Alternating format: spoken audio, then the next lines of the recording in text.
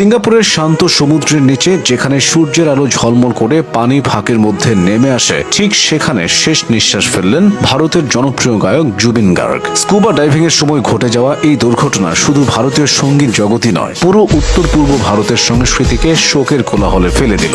জুবিনের জীবনের গল্পটা শুরু হয়েছিল 1972 সালের 18 নভেম্বর মেঘালয়ের তুরা শহরে। পরিবারটি ছিল সঙ্গীত ও সাহিত্য চর্চায় সমৃদ্ধ। তার বাবা মোহিনী মোহন বোরঠাকুর ম্যাজিস্ট্রেট হলেও কবিতা ও গান লিখতেন, আর মা ইলি বোরঠাকুর ছিলেন অভিজ্ঞ সঙ্গীত শিল্পী। ছোটবেলা থেকেই গানের সাথে ঘনিষ্ঠতার কারণে মাত্র 3 বছর বয়সে তিনি গান শুরু করেন। বাড়ির বাতাসে ছিল সুরের মাধুর্য, আর সেই প্রভাব আজও জুবিনের প্রতিটা সুরে স্পষ্ট। কিন্তু জীবনের প্রথম বড় ধাক্কা আসে 2002 সালে। তার ছোট বোন জানকী বোরঠাকুর, যিনি আসামের জনপ্রিয় গায়িকা ও অভিনেত্রী ছিলেন, একটি সড়ক দুর্ঘটনায় মারা যান। মর্মান্তিক ঘটনায় জুবিন তার শোকের গভীরে নিমজ্জিত হন। সেই বেদনা তাকে আর কখনো পুরোপুরি ছাড়েনি। বলা হয় সেই অভিজ্ঞতা থেকে জন্ম নেয় তার গভীর আবেগময় গানের সুরগুলো, যেখানে শোক, আনন্দ, প্রতিজ্ঞা সব মিলেমিশে ভেসে ওঠে। 1992 সালে যুব মহোৎসবে পশ্চিমা একক পরিবেশনায় স্বর্ণপদক জেতার পর জুবিন পেশাদার সঙ্গীত জগতে প্রবেশ করেন। সেই বছরে তিনি মুক্তি দেন অসমীয়া অ্যালবাম অনামিকা, যা তাকে নিয়ে আসে পেশাদার মঞ্চে। কিন্তু আসল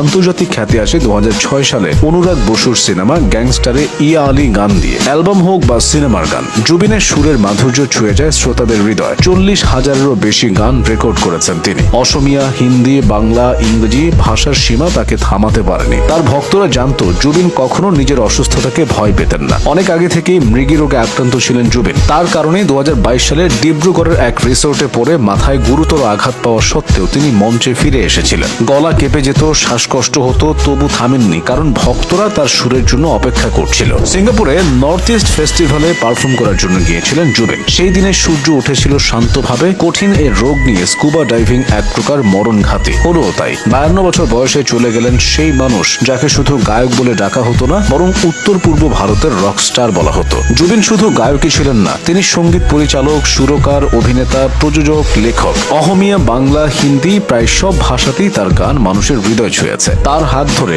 আসামের আঞ্চলিক সঙ্গীত পৌঁছে গেছে ভারতের সর্বত্র। তার জীবনকাল জুড়ে এক অদম্য আগ্রহ এবং সাহসের গল্পও ছিল। সঙ্গীতের পাশাপাশি তিনি সমাজসেবায়ও নিঃস্বার্থ ছিলেন। কালাগুরু আর্টিস্ট ফাউন্ডেশন পরিচালনা করে বন্যায় ক্ষতিগ্রস্তদের সাহায্য করেছিলেন। করোনার সময় গৃহীত উদ্যোগে নিজের বাড়িকে কোভিড কেয়ার সেন্টারে রূপান্তর করেছিলেন। যুব সমাজের আন্দোলনে, আর্থিক দুর্নীতি প্রতিরোধে, শিক্ষা ও সামাজিক উদ্যোগে তিনি ছিলেন অগ্রণী। কিন্তু মানুষের সবচেয়ে গভীর স্মৃতি রইল তার গানের জন্য। মন মানে না, পিয়ারে পিয়ারে, ইয়া আলী, এইসব গান শুধু শ্রোতাদের কানে নয়, হৃদয়ে বাজত। মঞ্চে গিয়ে তিনি যে আবেগ ছড়াতেন তা দর্শকদের চোখে জল আনত, হাসি এনে দিত, জীবনের এক অদৃশ্য সঙ্গীতের সাথে যুক্ত করত। জুবিনের মৃত্যুর খবর ছড়িয়ে পড়তেই ভারত জুড়ে শোকের ছায়া নেমে আসে। প্রধানমন্ত্রী থেকে আসামের মুখ্যমন্ত্রী, সহশিল্পী থেকে সাধারণ ভক্ত, সকলেই শ্রদ্ধা জানান। তার জীবনের শেষ মুহূর্তে সাহসিকতা আর প্রেমের সমন্বয়, যার জন্য তাকে অনন্য বলা হতো, সেটাই তাকে সমুদ্রের গভীরে নিয়েছিল। মৃগী রোগ এবং আগের চোটকে তোয়াক্কা না করে জীবনকে উপভোগ করার তার ইচ্ছা ছিল অসীম। জুবিন গার্গ চলে গেলেন, কিন্তু তার সুর, আবেগ আর প্রতিভা চিরকাল আমাদের হৃদয়ে বাজবে।